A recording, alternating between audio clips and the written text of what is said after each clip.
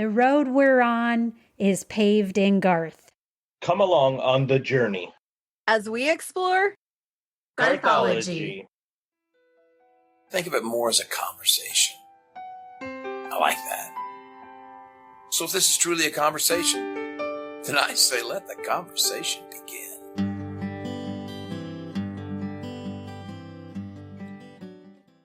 Showtime!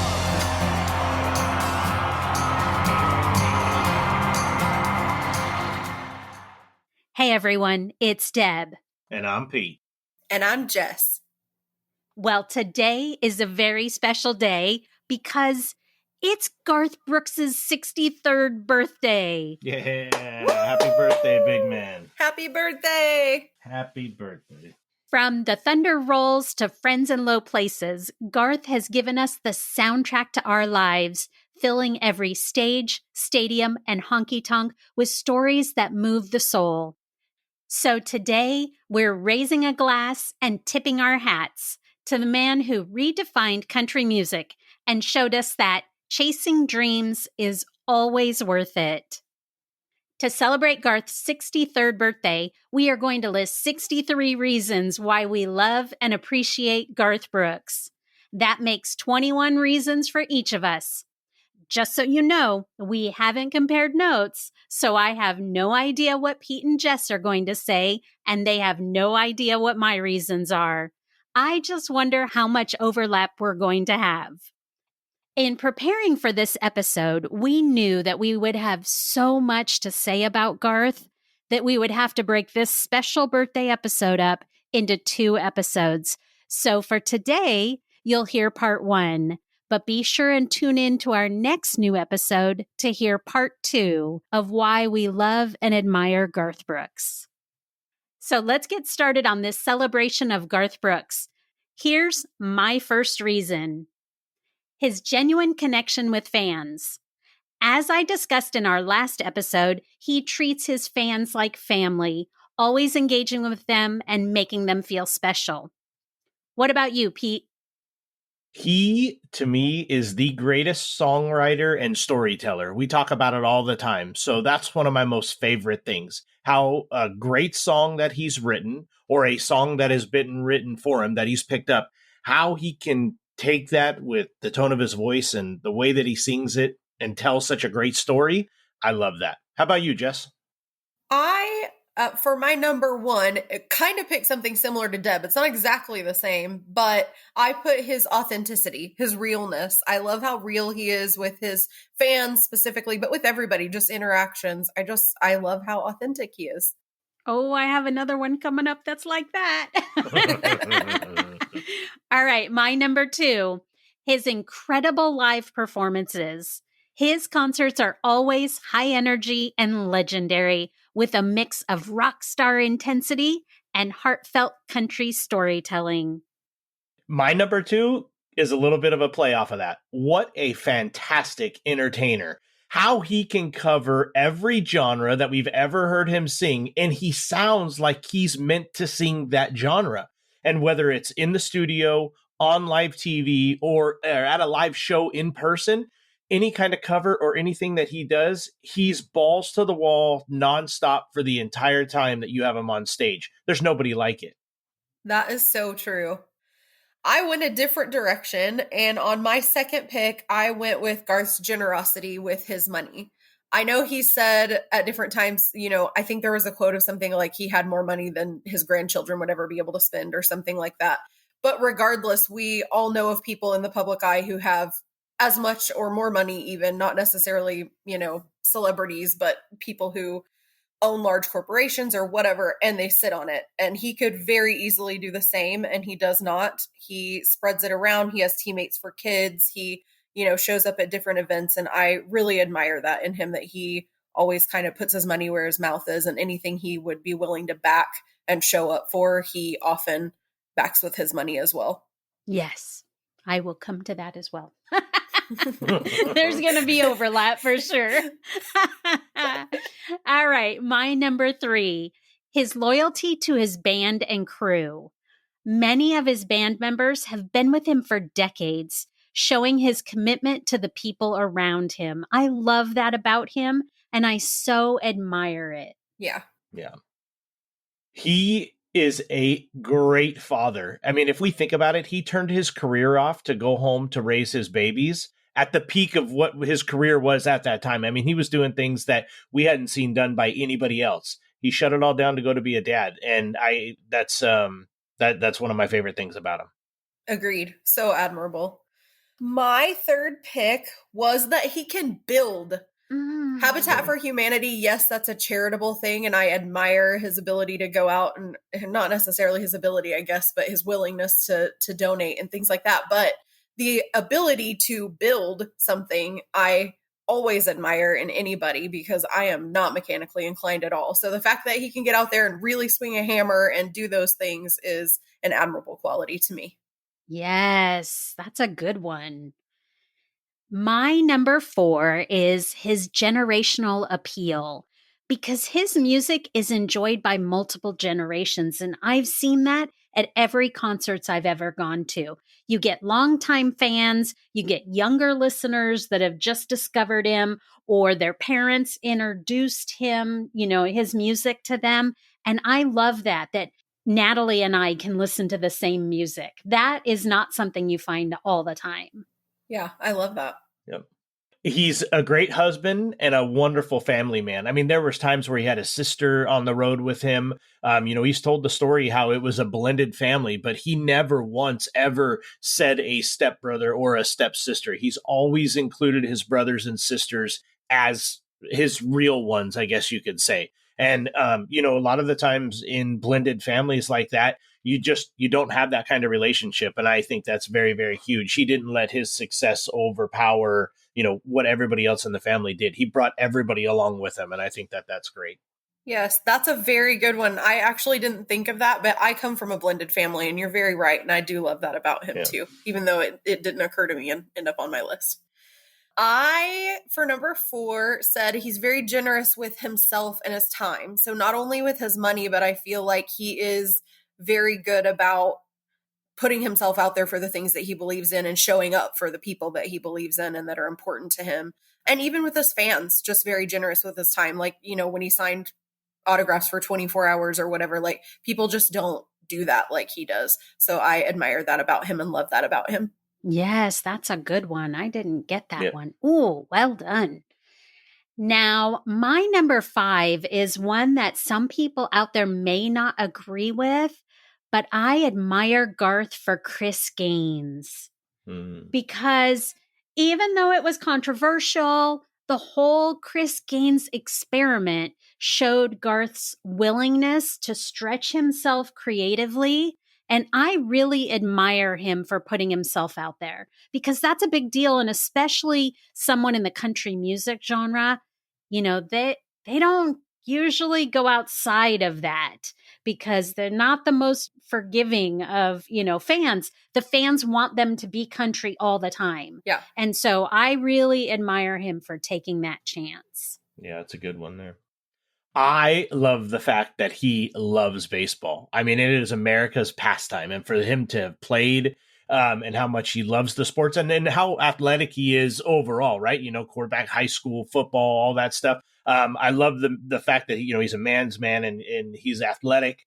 It's cool. He doesn't shy away from the things about sports that he enjoys and the things that he doesn't care so much for. And that goes a long way because a lot of people in his status, it's always good. There's been plenty of times where he didn't agree with the way that certain sports were doing certain things. I mean, the NFL whole thing when he was going to do the Super Bowl anthem and all of that, stuck to his beliefs, but he got what he wanted out of it and he got it done. But I just love the fact that he loves sports, but baseball in general. Yes, that's a good one. My number 5 has already been touched on. Pete, like you said, I put on here, I love that he's a good dad. I love that he stayed home with his kids and that he, stuck by his beliefs and how he needed to be there for them and that he really did that, Yep. I kind of wondered, not that I didn't have faith in him to stay home, but if the industry, when he agreed to step away, would end up pulling him back. And it really didn't. He really stuck to his guns until the youngest was graduated and out of the house. So I really admire him and love him for that. Yes. All right, on to my number 6, which Pete has kind of touched on this one, I remember. Mine is his unmatched showmanship because he puts on a visually and emotionally engaging show. Like we've seen him so much. He runs around the stage, constantly interacting with the crowd, pointing people out. I've had him point to me. Pete and I have had him point to us. Jess and Pete and I have had him point to us. And just the ability he has to be that kind of showman, that is just something I'm surprised it wasn't my number one, honestly, because I Right. admire that so much because it's got to be difficult, but he does it every single time. And I love that. Yeah. Yeah. To touch on that a little bit, it doesn't matter if you're front row like we've been fortunate enough to be, or you're way up in the top. He finds a way to find everybody, and I think that's cool to touch on that. So, Yeah. the next one for me is the fact that he supports other singers, other celebrities, other performers, whether they're in the country genre or they're in the pop genre or any other genre in music. He supports them. He supports their music. He's done covers, the Shallow cover that he did with Trish.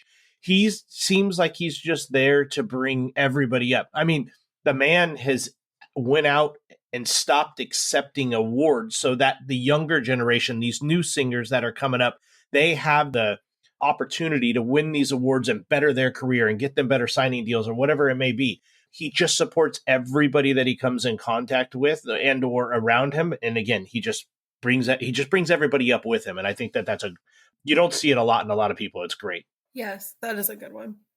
I love this one's very specific. This one's more specific, but it kind of combines two of the things that I've said before. But I love that he taught his girls to build a bridge. Yeah. Yes. I love that when they were home over the summer, I love that he knows how to do that. And I love that he taught them the work ethic, but I love everything about that. I love that he stayed out there and taught them physically how to build a bridge. Yeah. And now they will always be able to say, I built a bridge. I built a bridge. Yeah. And he tells that story so much. It's great. Yeah. Love that one. I love that too. All right, on to my number 7. My number 7 is honestly just the classic hits that he has put out. Like a singer can have a career that they never get that anthem. Yeah. And as he's talked about before, he's got Friends in Low Places and The Dance. Yeah. And If Tomorrow Never Comes. And I mean, obviously the list can go on, but just that he's got these classic hits that exist for all of us. I just admire that so much. It's hard to do. A music career is not easy, and he's done it long enough, and he's got these fantastic songs that we can all point to, and they mean something in our life. Yep. This one's silly, but it's something that I don't know why I always associate it with him is I love the fact that he loves Dr. Pepper and peanut M&Ms. I love Dr. Pepper. It's my favorite soda to drink. It is pretty good. And it's like, it's whether it's Diet Dr. Pepper or Cherry Dr. Pepper or Dr. Pepper. And then who doesn't like a handful of peanut M&Ms? I mean, you're sitting on the couch, grab a whole handful of it. Yeah, exactly, right? Mm-hmm. And I love the fact that he shares that with all of us. I think that's great. That was a really good one. My number 7, I'm surprised wasn't my number 1, but it was his voice. Because it's so unique and it's so Garth, and I can pick it out in a second in a note, and I know it's him. And, I don't think there's probably a single Garth fan out there who obviously wouldn't say they love his voice. And so it had to be on my list. But again, I'm shocked it wasn't the first thing that I put on my list. Well, I'm shocked that I didn't have one very specifically that. And now I'm like, how did I not? I have, the roundabout ones, but I don't have that one. That's fantastic. It was hard to narrow it though. Yeah. Even to 21, it was still hard to be like, okay, I'm going to stop here. This is my list. All right. On to number 8. My number 8, which I kind of touched a little bit on this already, but I wanted it to be more specific. How he gives so much of himself in every single performance, whether it's a small venue like the Vegas shows right now, or a massive stadium like we've seen the stadium shows. It doesn't matter where he is. He absolutely gives 110% every single time, every time. Yep. Yeah. My next one is that he believes in what is best and right for the songwriters and the people creating the music. He's a big, big advocate for these people getting paid for their time and paid for their talent. He's not about free streaming for these songs to be all over where anybody can go get them. You know, a lot of people have given him some grief about it, you know, like we can only get your music if we, you know, subscribe to this or whatever the case is. And it's because he believes that these people deserve the right to get paid and make money off of their talent. I don't want to go to work for free, you know, and if there was a way for somebody to go get what they want from me for free, I don't know that I would like it. And I like the fact that he stands up for all of those people. That's very, very well done. Very admirable. That's a really good one. Yeah. That's not on my list, but I kind of wish it was now. Thank you. I love that. My number 8, we've kind of already touched on, still definitely true. But it's just his charisma and his showmanship. Just, you know, like you said, the way that he connects with everybody, or like Peter said, like, it doesn't matter if you're in the front or all the way in the back. Like, he's just so good on stage and so uniquely himself on stage that I love that quality in him. And it's probably, you know, that thing that makes him Garth. Yeah. Yeah. It does for me. All right. Number 9. So for me, this is a combination of 2 things. And you guys actually have both touched on both of them. And that is his willingness to leave the music industry and retire to take care of his daughters, because he knew that that was way more important than anything else in the world. But also, this is a new one, and I kind of tied them together. His willingness to come back to the fans. Yeah. Like, he didn't have to. Like Jess touched on, he's got enough money. He could have stayed home. He retired. He could have just been done. He could be home watching Housewives right now. Like, he doesn't even have to do anything. He doesn't. But after that long hiatus, he returned and he proved he's still one of the best in the business. So leaving and coming back, that takes courage. Yeah. This kind of plays off of that, not exactly to it, but mine is he's a businessman. Like, he goes out there and he gets these deals with these companies, and he makes sure that he gets it, to go back to my last one, where the people around him are getting rewarded for it. You know, he had a master's in business administration, and I think that that ties into a lot of this. Like, he'll go out there and make these deals with Amazon Music, Walmart, Bass Pro Shop, whatever the case is. You don't see a lot of these other artists, whether it's country music or rap or whatever the case is, being exclusive to one company. And again, it goes back to, okay, I'm going to get paid for what I have and what's out there and reward my people that are supporting me or that are bringing me this music. But in return, I'm going to drive sales to your business, your exclusive deal, you know, whatever it may be. Like when he came back in 2014, he had that Ghost Tunes or whatever it was. Ghost Tunes. Right. Yep. And, you know, all that. Now he's got the deal with Amazon. Again, he's not all over the place looking for the next quick buck. He's out there making a career and a business for himself and his family and the people around him.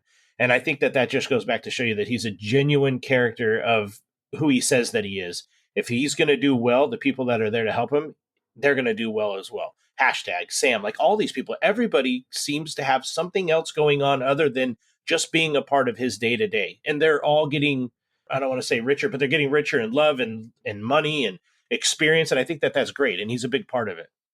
Well, my next one ties into that a little bit because in a general way, it was his courtesy to others. So in business and just in life in general, if you watch him with people in interviews, in line, if he's signing, in any interaction with people, when you can get a chance to just watch how he talks to other people, how he handles himself with other people, he's so courteous, he's so gentlemanly.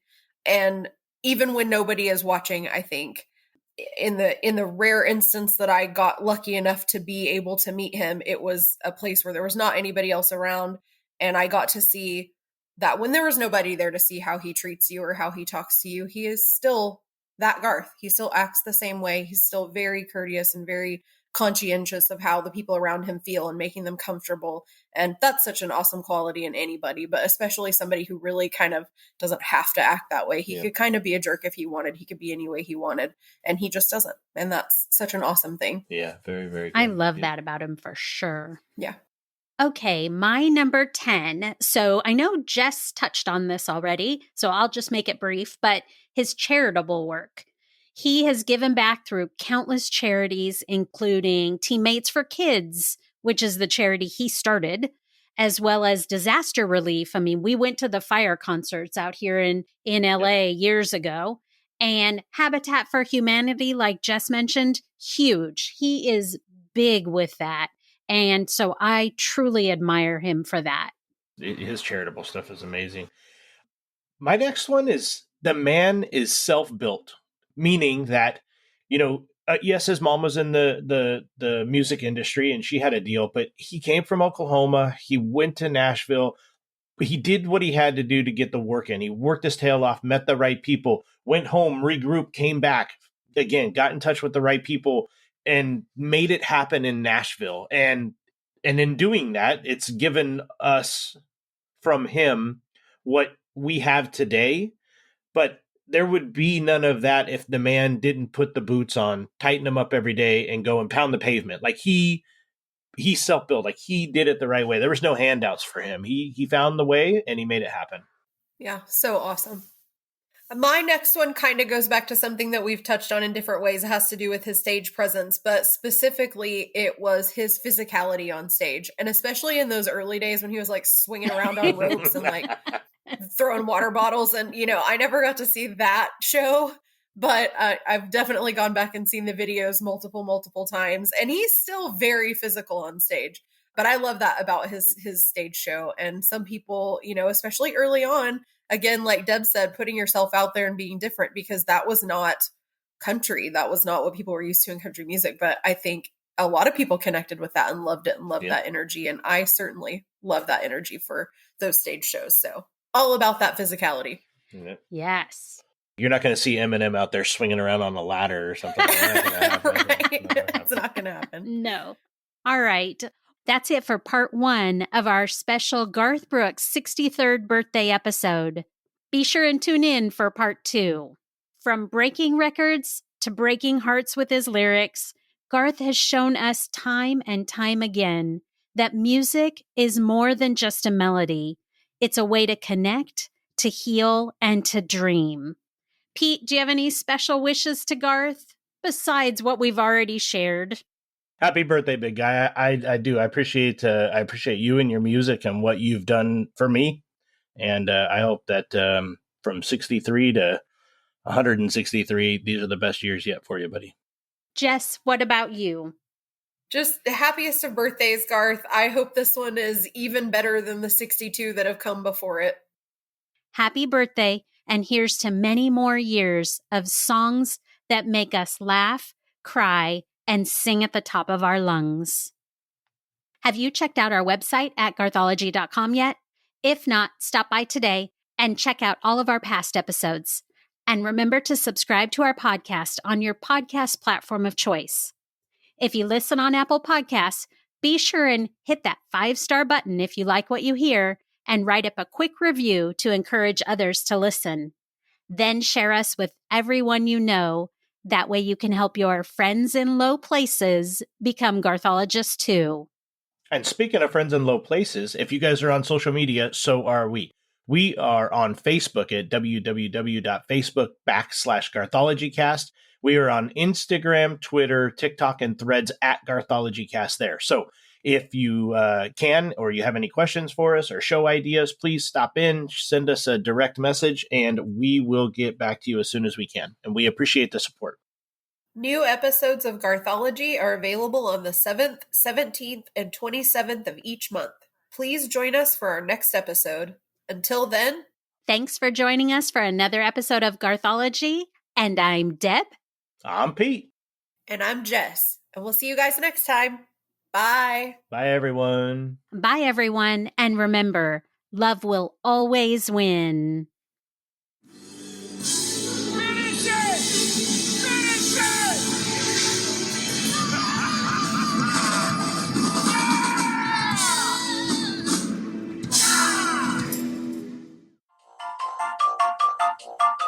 Bloopers. To celebrate Garth's 63rd birthday, we are going to list 63... Yep, one of those days. His concerts are always high energy. Man, it's going to be a long night. Where are we at? You're going number 2 again? Yeah. Whoa, Okay. whoa. Holy What? sh! We don't What need happened? to do that. She said, "You're going number 2 again." I knew where his brain was going. I did not. I was Yeah. like, what? See, that's because Oh, I'm a that's boy funny. mom now, and you're not a boy you know. mom. Yep, you know. You're going number 2 again. Oh, no. Uh, Okay, on to my number 2.